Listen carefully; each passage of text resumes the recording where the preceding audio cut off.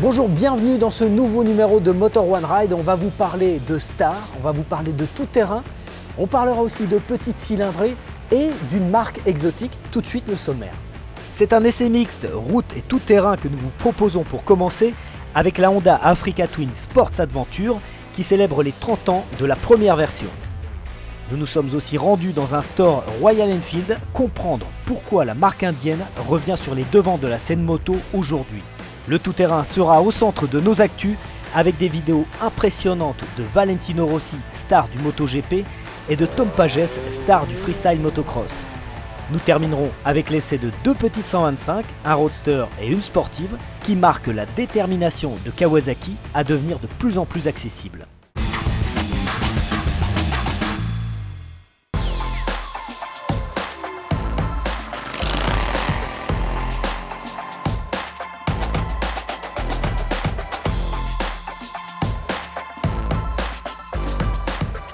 En pleine période de Dakar, Motor One Ride s'est penché sur une moto emblématique au guidon de laquelle on peut légitimement hésiter entre routes bien revêtues et petits sentiers caillouteux.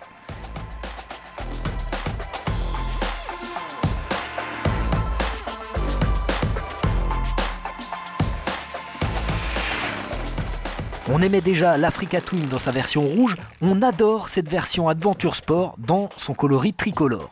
30 ans après, c'est un hommage à la version déjà nommée Adventure Sport de 88 avec un cadre peint en blanc et une déco identique.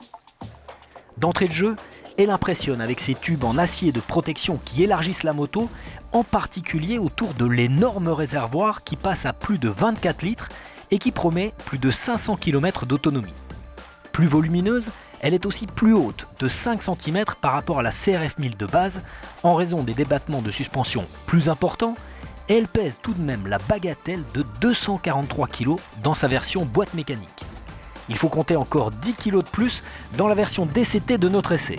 Autant dire qu'on s'est préparé psychologiquement à enfourcher la bête et que chaque demi-tour se réfléchit mûrement. Heureusement, le large guidon aide à la manœuvre et le centre de gravité reste placé assez bas. Le bicylindre de 998 cm3 offre toujours ses 95 chevaux, ce qui ne le rend pas éligible à une version jeune permis, et sa montée en régime reste très coupleuse, avec une plage d'utilisation idéale située entre 2000 et 4000 tours minute. Attention à bien rester sur un filet de gaz pour les manœuvres à basse vitesse pour ne pas se faire emmener, mais l'accélérateur électronique est bien calibré et ne réserve pas de mauvaises surprises. À bord, la vie est souple, très confortable. Les grands débattements de suspension couplés aux deux disques de frein de 310 mm très efficaces provoquent des transferts de masse auxquels on est bien habitué sur les trails. Entre le moteur et la partie cycle, on pourrait dire de l'Africa Twin Adventure Sport qu'elle a un comportement élastique. Cela participe d'ailleurs à l'envie qu'on a de sortir des sentiers battus. Nous en sommes sortis et on vous livre en live nos impressions de conduite. Alors on est dans les environs de Lyon, comme d'habitude, c'est le concessionnaire lyonnais Honda Moto Lyon qui nous a passé cette bécane. C'est Africa Twin Adventure Sport et on va essayer d'aller rouler sur des petits chemins un peu chaotiques. Donc le demi-tour se fait assez facilement avec un bon rayon de braquage, c'est déjà un bon point. Les 253 kg de cette Adventure Sport se font un peu sentir. Je me suis mis en mode DCT, c'est-à-dire que je ne commande pas les vitesses à la main ou au pied. Je commande les vitesses, c'est le mode automatique.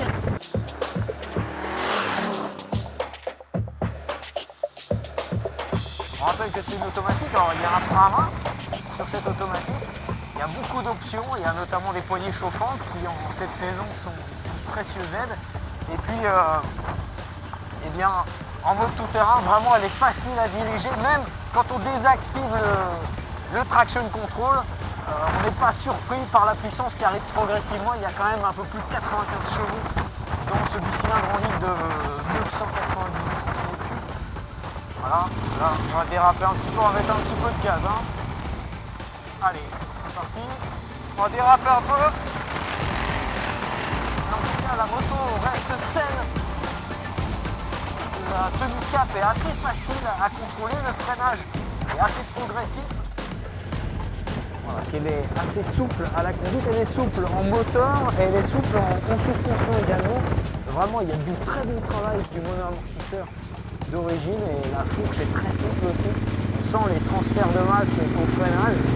Le mode DCT se prête plutôt pas mal au tout-terrain.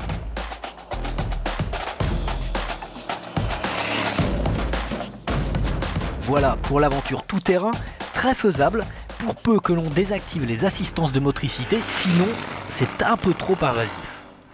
Sur la route, la roue avant de 21 pouces ne nuit pas à la précision de la moto en action et garantit même une certaine stabilité. Mais l'agilité s'en ressent un peu et l'aide du frein arrière n'est pas de trop pour ajuster les trajectoires. On est plutôt bien protégé avec la haute bulle et le double embrayage permet de passer les rapports en toute tranquillité. On apprécie aussi le tableau de bord digital très complet, même s'il est vraiment plus lisible dans des conditions nocturnes qu'en plein jour. Au final, cette Adventure Sport 30e anniversaire, comme c'est indiqué sur le réservoir, fait honneur à son inspiratrice avec des qualités héritées de l'actuelle Africa Twin, très bien née, et à laquelle Honda a ajouté quelques accessoires tout-terrain qui ne font pas que donner une impression de tout-terrain, mais qui lui donnent de vraies dispositions off-road. Il faut simplement bien prendre le temps de savoir quel réglage électronique vous convient, afin de l'adapter à vos goûts et à votre gabarit, et savoir si vous préférez opter pour la version DCT à double embrayage pour 1000 € de plus.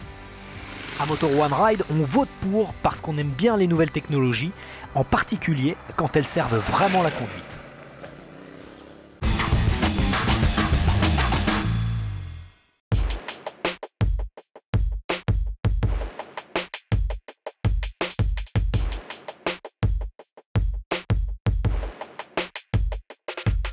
Bonjour Guillaume. Bonjour David.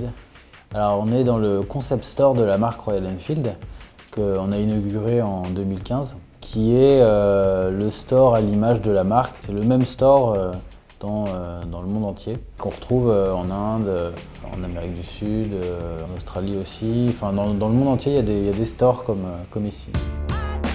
Quelle est l'origine de la marque Royal Enfield? L'origine, elle est anglaise. Elle est anglaise, 1901. Donc, ce qui fait la marque de moto la plus ancienne du monde. Et surtout, il n'y a jamais eu vraiment de coupure dans la production. C'est assez beau comme histoire.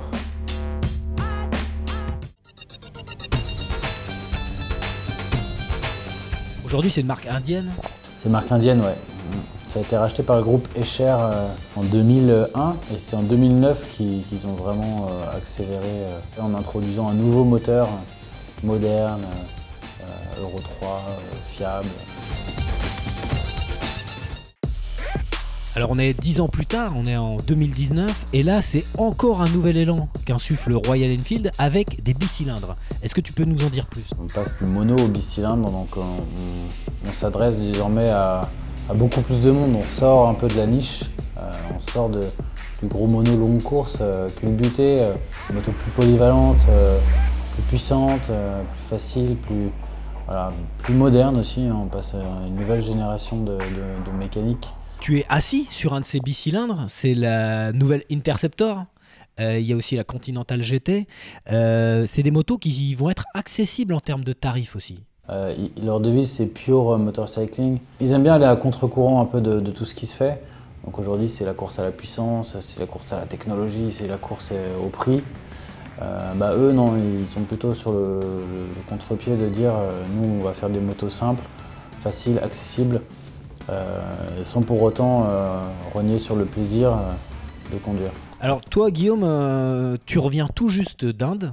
Tu y as passé presque un mois et tu as eu l'occasion de l'essayer, ce bicylindre. Tout à fait, oui. J'ai fait quelques kilomètres avec une Continental GT 650 sur les routes de Goa. C'est pas les mêmes routes qu'ici, donc on peut pas tester tout le potentiel de la moto parce que y a des trucs qui traversent la route tout le temps, donc c'est pas évident, mais en tout cas j'ai quand même bien ressenti la moto. Elle est parfaite, elle est équilibrée en termes de châssis, de partie cycle, elle est saine, elle est facile. Ensuite il y a du couple, elle est très très souple, elle vibre pas du tout, mais ni à bas ni à haut régime. C'est assez étonnant, surtout que nous on a l'habitude de motos assez rustique, on va dire. Le gros mono longue course culbuté, des Bullet ou même des Continental GT d'avant. Là, on est sur une moto plus moderne.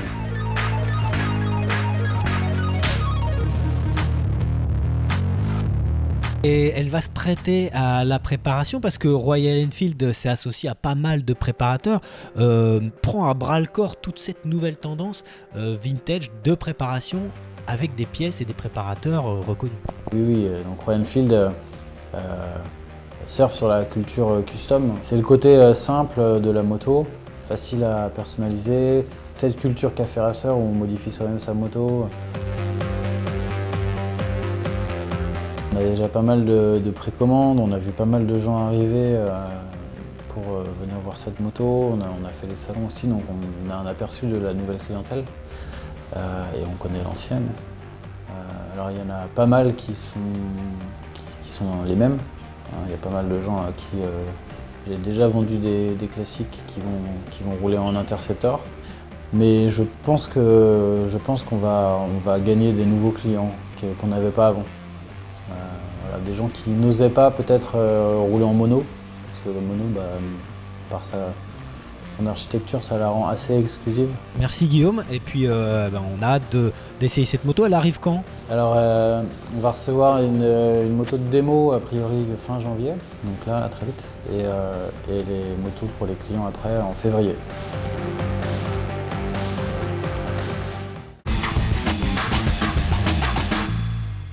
C'est maintenant au tour des actus avec deux stars, une star du MotoGP, une star du freestyle motocross, et puis on essaiera deux petites cylindrées signées Kawasaki.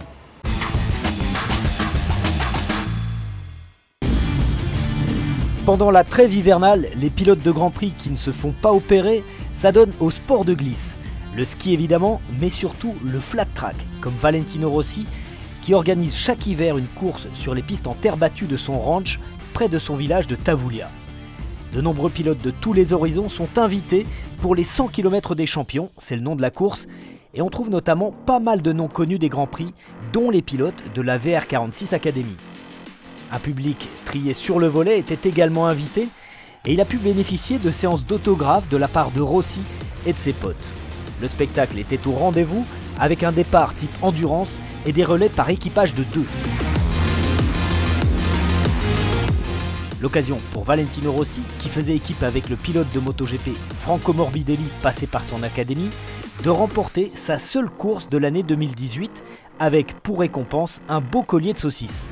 Le docteur, qui court toujours après son 10e titre mondial en Grand Prix et qui reprendra sa quête au Qatar début mars, adore ces sports de glisse, que ce soit sur 4 roues avec le rallye de Monza ou sur 2 roues comme ici.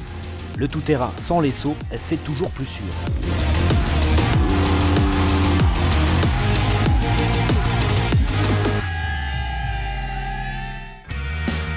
L'histoire de Valentino Rossi est aujourd'hui étroitement liée à celle de Yamaha.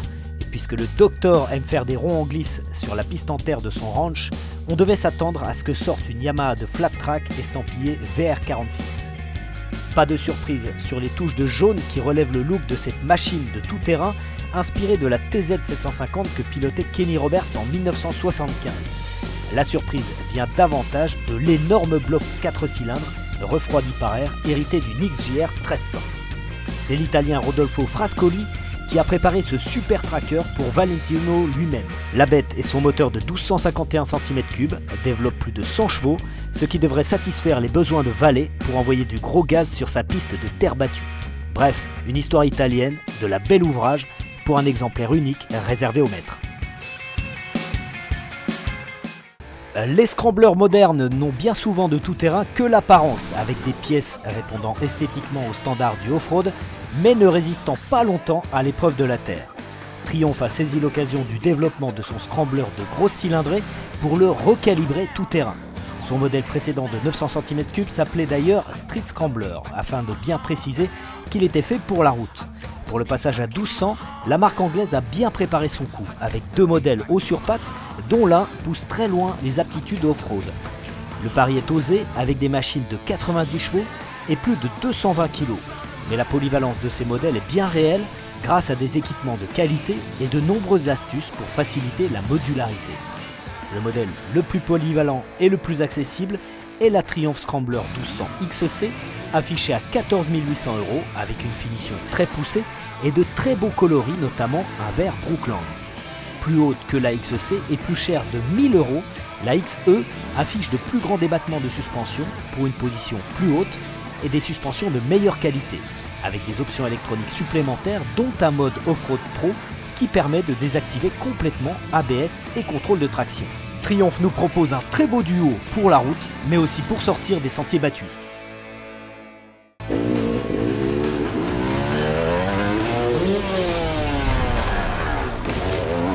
Tom Pages n'en finit plus de faire parler de lui. Le freestyler français, 2 fois vainqueur des X Games en 2018, a fait l'objet de 2 reportages grand public sur TF1 et Combini, mais il ne s'arrête pas d'innover pour autant. Toujours à la recherche de nouvelles figures, Tom a offert à ses nombreux fans une vidéo aussi originale que ses tricks, grâce à un pilote aussi à l'aise avec un drone que lui l'est avec sa Yamaha de freestyle motocross. Grâce à l'engin volant, on peut suivre les 360, bike flip, front flare, volt et autres 540 alley-oop flare au plus près de Tom, à plus de 10 mètres du sol. Toute la difficulté de ce défi était d'éviter la collision entre les 2 objets volants. Mission accomplie pour notre plus grand plaisir.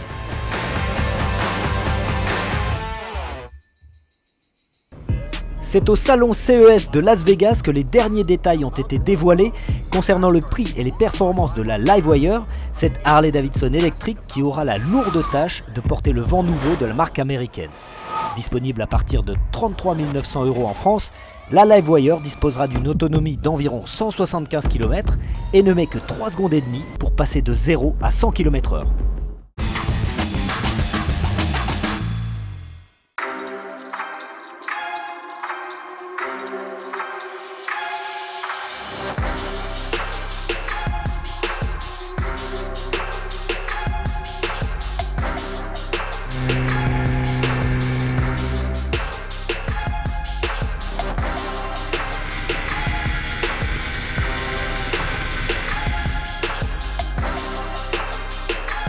Salut à tous et bienvenue sous le presque soleil de Malaga, où nous avons répondu présent à l'invitation de Kawasaki qui nous a proposé de tester ses nouvelles Ninja et Z. Alors on n'est plus dans la puissance et la performance puisqu'il s'agit de 2 sœurs quasi jumelles de 15 chevaux. Et oui, Kawasaki revient sur le segment des 125. On dit qui sont les plus forts, évidemment c'est les verts. Verdict.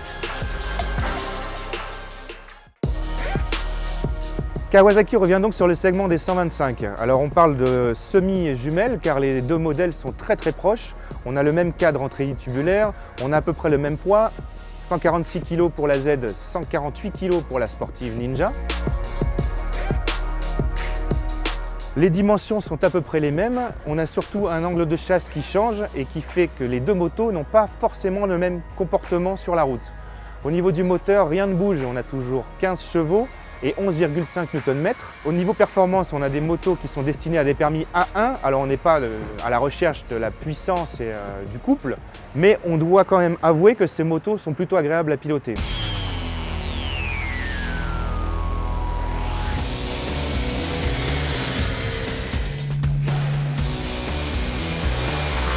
La sportive Ninja offre une ergonomie qui lui est propre puisqu'elle a une hauteur de selle de 685 mm, ce qui change radicalement le comportement quand on est au guidon. On peut donc faire corps avec la machine. Attention, les grands gabarits risquent d'être légèrement handicapés. Sur les successions de virages, sur les grandes courbes et même sur les lignes droites, la moto est saine, il n'y a rien à dire. Le comportement est sain au niveau de la suspension, au niveau du freinage, un freinage plutôt conséquent et un ABS très peu intrusif. En ce qui concerne la Z, on a une moto beaucoup plus polyvalente, un guidon relativement haut et une position de pilotage qui permettra certainement au quotidien d'être à l'aise dans la circulation en ville comme sur les petites routes.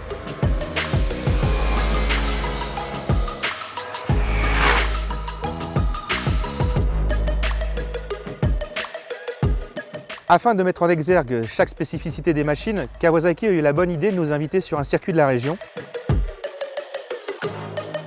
Nous avons participé à 2 ateliers, un Gymkhana au guidon de la Z. Le parcours très sinueux a mis en valeur la maniabilité de la machine qui se destine plutôt à un usage urbain.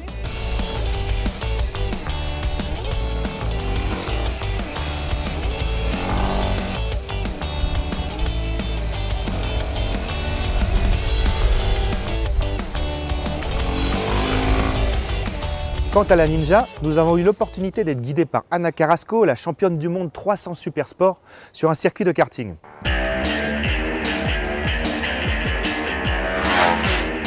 Et le fait de rouler avec une pilote professionnelle nous a permis de nous rendre compte que c'était une véritable sportive. D'autant que dans les roues d'Ana Carrasco, difficile de prendre une mauvaise trajectoire.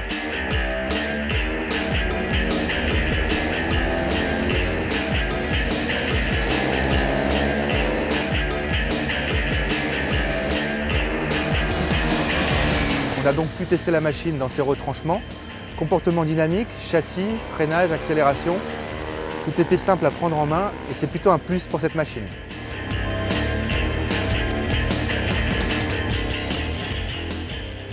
En ce qui concerne les points positifs, on peut retenir un cadre en treillis tubulaire apparent pour les deux modèles, ce qui est plutôt flatteur, un système de freinage certes performant mais surtout des disques Wave, ce qui est plutôt recherché pour ce type de modèle.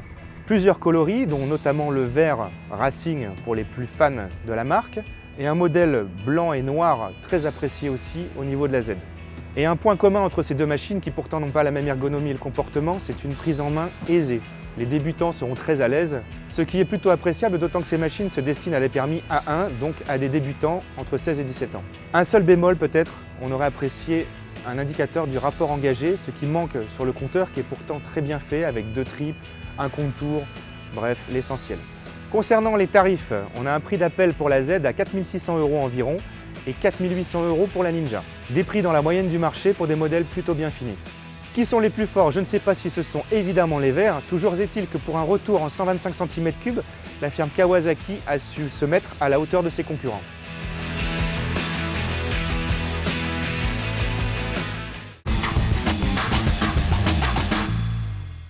Voilà, c'est fini pour ce numéro de Moto One Ride. On se retrouve le mois prochain pour plus d'essais et plus de nouveautés.